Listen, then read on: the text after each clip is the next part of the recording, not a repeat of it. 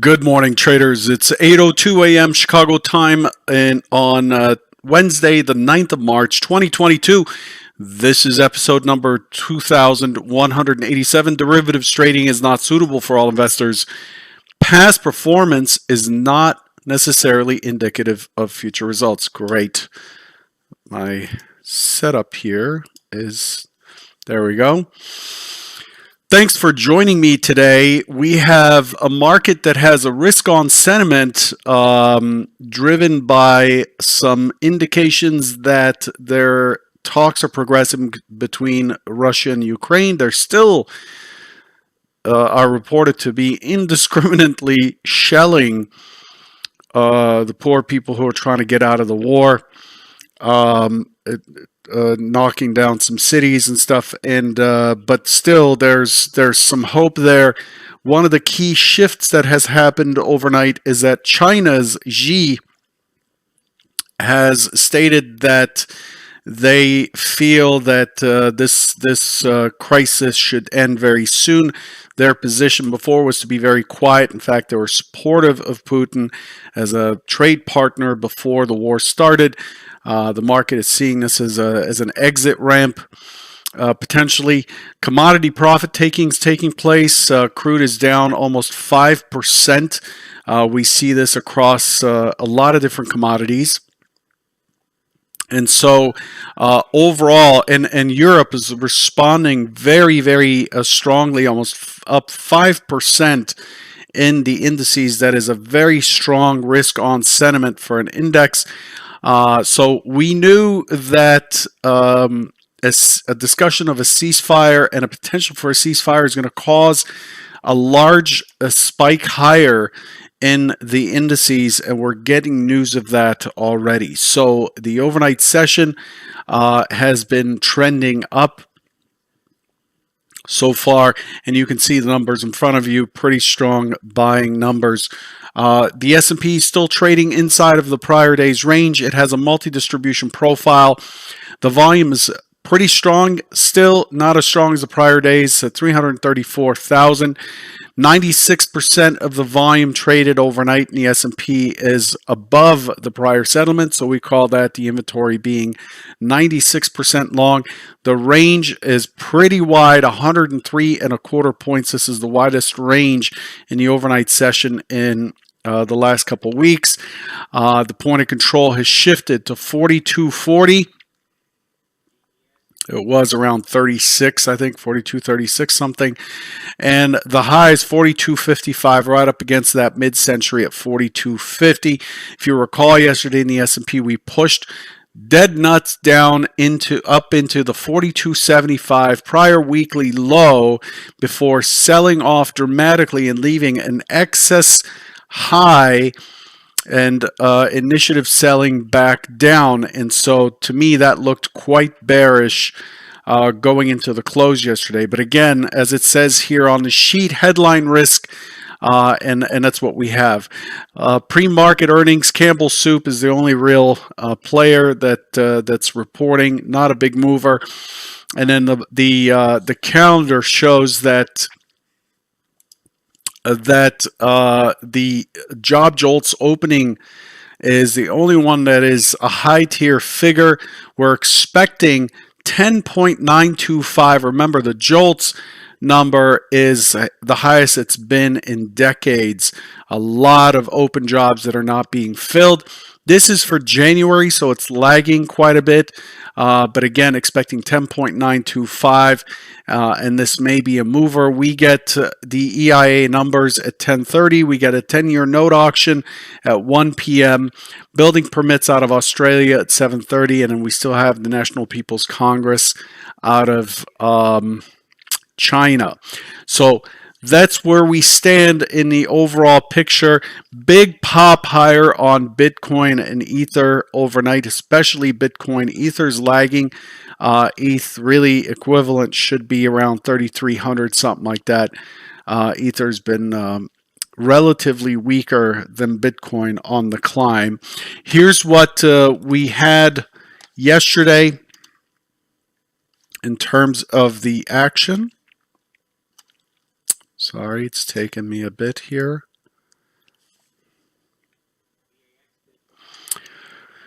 So there's so much activity here that I cannot fit it on one screen. A lot of rotations yesterday.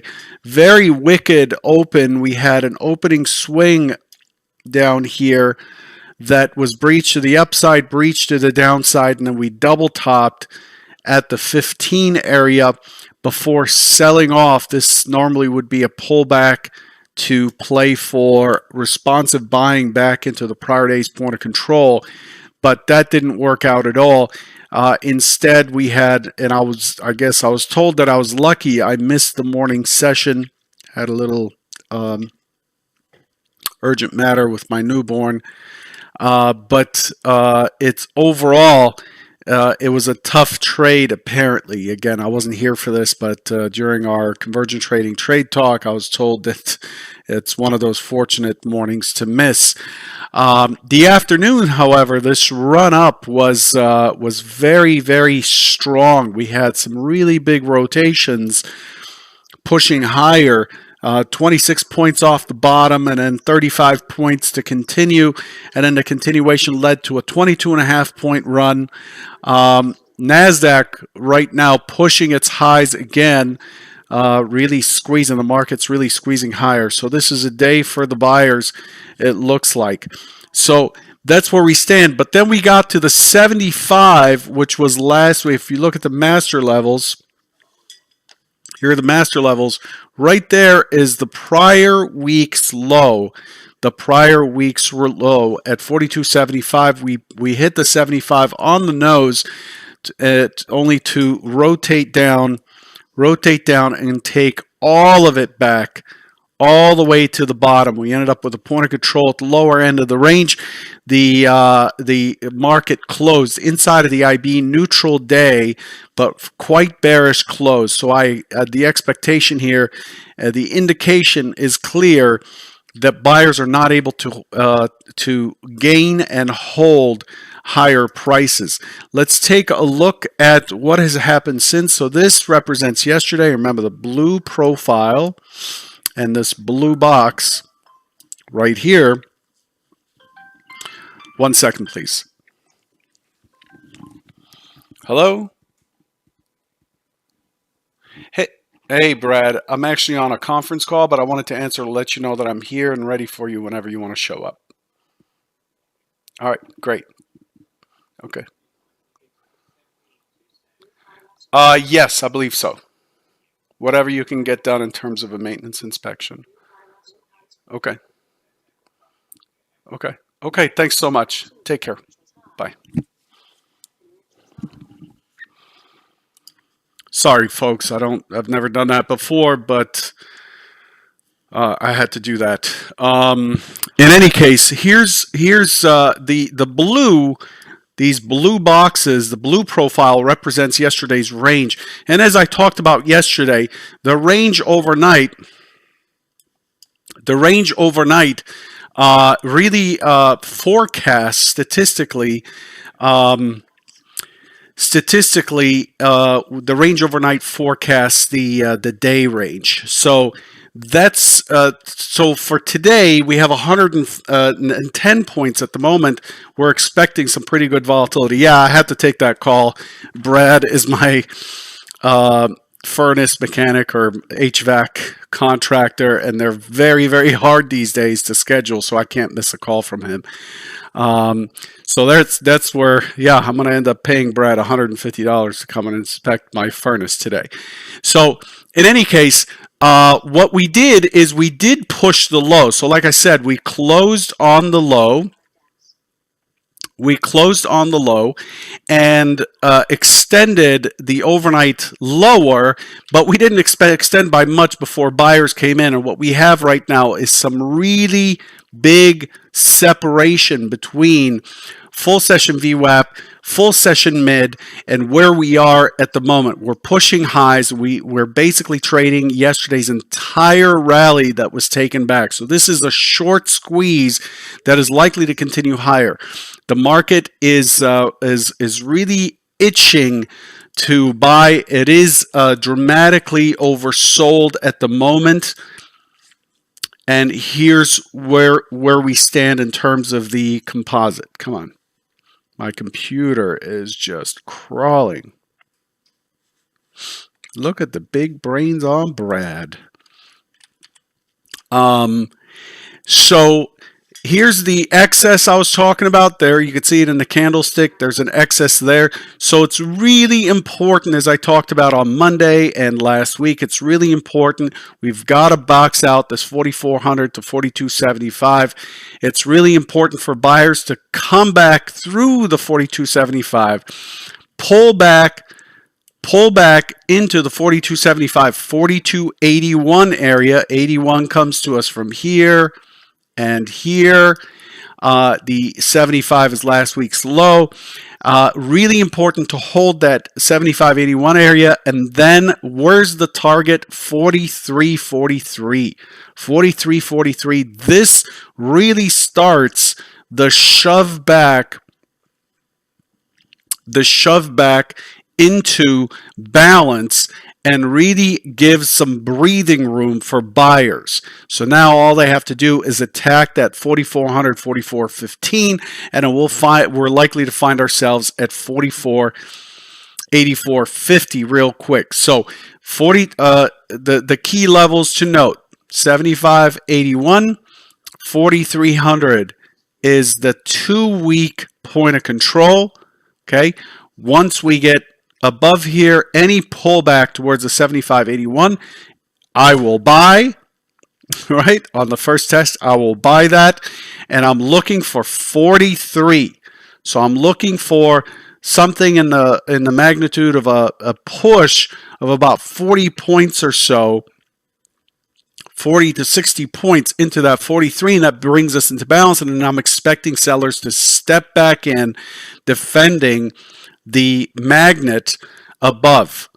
Okay, so what are we doing in the big picture? Look at the profile. The profile shows a high volume node and acceptance, low volume node rejection, that's the 84 area, low volume node rejection, which is this 50 area that we're in. It's like 35 to 50 area. And then you get into the second distribution, which is at 41.50. Okay, and what we're doing is we're battling this trough, this low volume node, and it's a very important area to monitor at the moment. So this is the battle zone that we're in. It's very important to watch carefully today. This could mark the beginning of a rally. We have a higher low against the 41.08. We did shove our way down into that next high volume node, which traded pretty well, which we have quite a bit of volume on, and we're moving towards the low volume node. If those of you who watched my webinar series that I did for charity back in 2010 or 2008, I don't remember, many of you have followed for a long time, thank you for that. You remember what happens at low volume nodes, and you remember what happens at high volume nodes. And the market's job is to test from high volume to low volume node to high volume to low volume node, and so on, back and forth as the information comes in and as valuations change. And so if today finishes above this 42 35.50 zone, especially if it's above the 75, we are likely to tackle 43 next. So if you're long puts, they're likely to lose value, I think, not out of time decay, but for the fact that the volatility is probably going to drop and the move is going to be away from your strikes if they're not in the money. So this is where we're at. This is the big map, and this is what I really wanted to leave you with today, looking at the overall picture. I'm not going to pull up the stock zone chart. That's not really fair to Convergence members, but pay attention to the big picture, please, as you're trading. Try not to focus too much. Try not to pull up your big scope and zoom in too much, as you will lose the big picture. So this is the idea. The idea is we're likely to push to 42.75. tangle up at 81. So we're likely to push through here. If we do and we pull back and hold this zone right here, or hold even above, then this is a long looking for 43, 43 back to balance. That's where we stand. So currently we have overlapping profiles, and it really does look like we are likely to re-tackle this, as this is becoming a weakish high. So this is yesterday. Again, the blue is yesterday. The orange is the current session, and as Globex represents the extended trading hours, and you can see how there's a short squeeze in play here, and we're staying well separated from the VWAP, and it's likely to be a trend day up, is what I'm thinking. I'll leave you with that. One of the things that I want to point out, though, is that official rollover is tomorrow. Official rollover of the U.S. indices is tomorrow. We're rolling to June 2022. The contract designation is M2 or M22, depending on your platform. But I will not roll. So tomorrow's trader bite traditionally would be going to June and dealing with the roll. And then Friday, everybody catches up. But what I've been doing, because the market's been thin and volatile, and it seems like the volume stays on the prior contract as opposed to quickly rolling, I'm going to trade the H2 contract, the current contract, the March contract, through Thursday and through Friday. And we'll roll all of my levels and all of my charts over the weekend. It just makes it much easier for me to do that. So just remember that your platform may want you to roll tomorrow with the exchange, but I'm sticking with the H2 contract, okay? Don't forget to tell your friends about this channel. Don't forget to subscribe and like. Your likes and subscribes help people find the channel, and the channel's purpose, my purpose for the last 12, 13 years, is to help people dispel with the nonsense of systems, buying ideas and courses that are not rooted in anything that professional traders do. So I'm sharing with you what I've been doing on a day-to-day basis. For those of you who have been around a while, I've been sharing with you the same process that I've been doing since I came online. The first people who watch a Trader Bite are probably bored with what I'm doing, because it's the same stuff I'm doing again and again and again. And that's what it takes, believe it or not. And this comes from the experience of backing people. That's what it takes to become more consistent, is to have a process and to follow that process and logic day in, day out, to be a master at what you're doing, because that's what pays. Forget your P&L. Don't look at your P&L. Be rooted in the process and the repetition. That's what makes money, in my opinion. Good luck, and I'll catch you tomorrow. Take care.